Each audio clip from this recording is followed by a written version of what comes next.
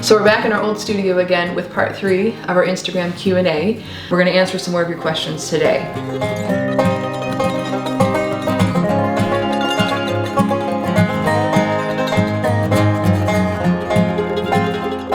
So the first question we got was, when do you start planning your seasons?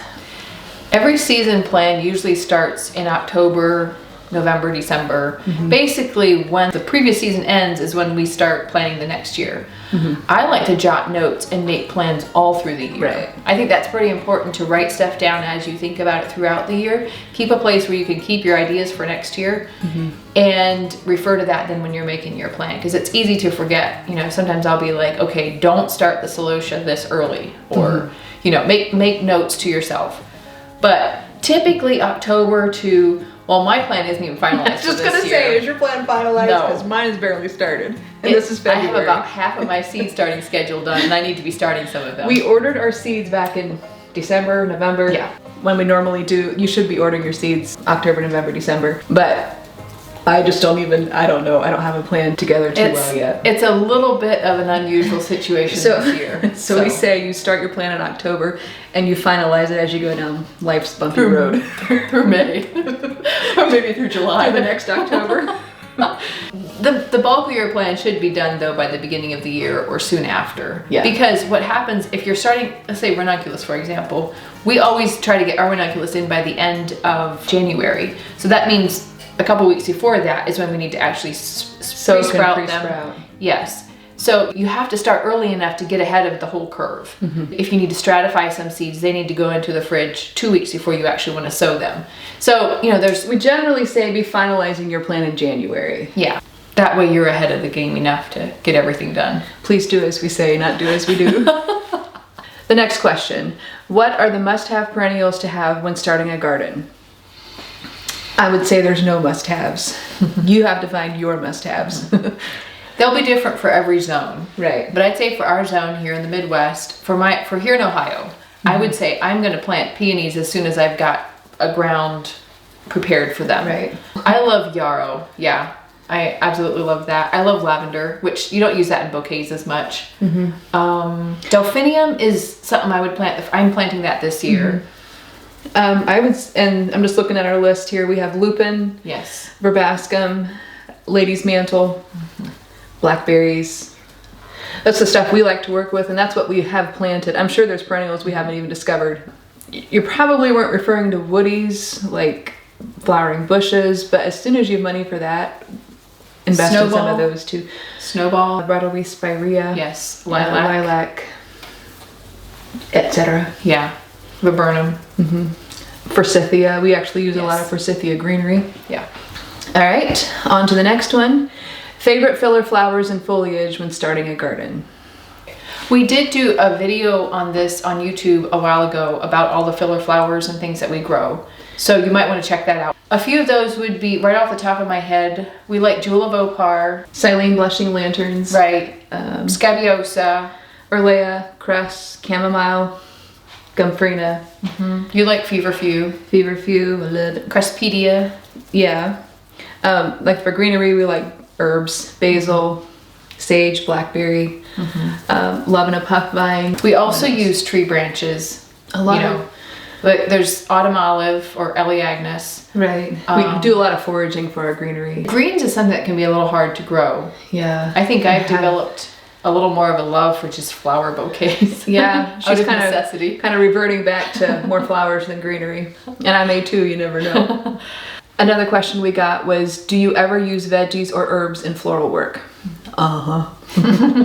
Sometimes. You know, I think we did a little more of that a couple years ago than we do now. Right. Some of those we would have mentioned in the previous question. Right. But we have veggies, there's some little tomatoes. There's a currant tomato. Currant tomato. That's really pretty to use. There's also a black Cherokee tomato. Black Cherokee, I think is the name. It's like a dark purple. As far as other veggies, I don't know. I've often thought about using little peppers if they'd be the right color. Yeah. You were saying you've seen somebody use tomatillos. Yeah. It'd be kind of fun to do that. Yeah. I think it's actually really cool to use a lot of veggies and fruit, if you can, in your bouquets. I like that. I feel like it gives a little bit of a Midwest flair. Midwest couture.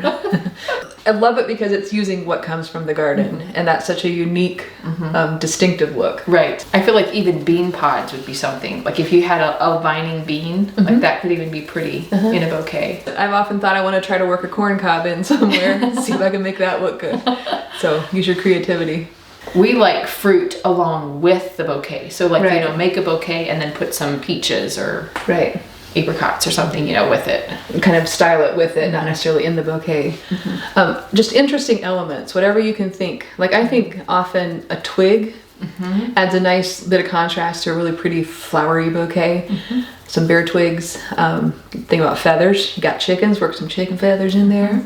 I'm trying to think. Berries, Oh, seeds. yeah. When it comes grasses. to herbs, a lot of herbs will put up a flower. So like parsley does that the second year. It's a biennial, so it'll put up a flower head the second year and make a little pod. I think oregano does that. Cilantro does that. It'll bolt and put up a seed head. So some of those can be fun to work in too. And the last question we'll be answering today is how to deal with awful below the ground spreading weed roots. And the angst came through. Oh, we feel your pain. Oh, we've had it. And we have it currently. So we were able to eradicate. So we had a peony bed. I think that was the worst of all the beds in our garden. It had crabgrass for one, and that is notoriously hard to get rid of. And it had some kind of a vine, and I have no idea what it is, but we just have to keep pulling it out. It grows up kind of through the peony shoots. So what we did in that bed is we actually laid, after about the third year of weeding it 3 times a year, like major weeding, we laid landscape fabric pads and we mulched pretty heavily with sawdust, I think. We put newspaper down and then sawdust on top of that. And that pretty much took care of it. It just killed it, suffocated it. So we did a path, and then between each peony, it was a thick layer of newspaper with sawdust to weight it down, aged sawdust. Yeah. And then that really helped. Then we put compost right over the crown of the peony. Right over the crown, right. And that kind of suffocated the weeds coming up. And to that I would add, Rosita is a stickler for edging your garden. It's kind of been a point of contention because sometimes when you're pushing a wheelbarrow, you almost can't get it out because it's a real jump. But that has saved us from having a lot of spreading, because we have a lot of crabgrass and creeping weeds in the grass. Creeping Charlie. So then you weed eat around the edges and keep that clipped off. Yeah. So one thing you can do to take care of the weeds, if you have a bed that is just lying fallow, like you don't have anything planted, you can take either tarp, black plastic, something that's opaque and won't let water in as well. You can actually use landscape fabric as well. I think some people have done this. So basically what you want to do is block all the light and just kill them that way. We did that one year and we got rid of the crabgrass after, I think it was at least a year that we had the plastic on there. You talk about in the front here. What was astonishing to me, we put plastic on it and it was so ugly, but when we took it off a year later, it had been the most hard compacted soil and it was actually kind of loose, and were moles working in it? I don't know what happened, but it just magically transformed it. It was probably earthworms, but it also had dried out a bit. It's very hard clay, so I think that, like all the water in the clay, maybe, I don't know. But that's one way to take care of it. It takes a while, but you can get rid of it that way. Another suggestion you had was to use a garden fork, not a pitchfork, but just loosen your soil and sift it for the roots, because these roots that spread, you need to get the roots out. If you leave one little piece of a crabgrass or Canadian thistle, right, it will regrow. Yeah. So you want to get the roots out, and that takes a lot of work to start. Like, it's going to be pretty labor intensive at first, but you'll be glad you did it because it'll be gone. It's the quickest way to get rid of all the weeds because everything else just takes time. And I do think, like, we do no-till, but I'm pretty sure if you till it for several years and keep it.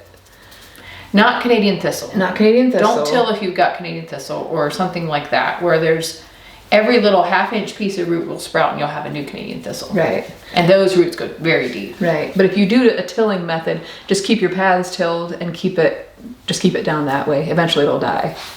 Another way is you don't have to tarp it, but if you keep pulling the green, like basically don't let it get any kind of growth, right? Yeah. Just go through it once a week or every other week or something and dig out whatever you see. Eventually the roots will die if they don't have enough leaves to make food. So that would be one way to do it too. There's no real quick fix or easy fix. And this may vary with what type of weed it is. Right. Like we're thinking crabgrass and Canadian thistle Right. and some of those, so it may be different depending what it is. Yeah, we're praying for you. Do a Google search. Yeah, Oh, someone else surely has a problem with Right. it too. You want to conclude this one? Which one is this? So this is, yeah, this The concludes third. our third. Is it the third one? Yeah. Yeah. So this concludes our third video. We've got one more that we want to do, so stay tuned for that one. It's so cute how you get all choked up. Yeah, I know. It's like, deer in the headlights.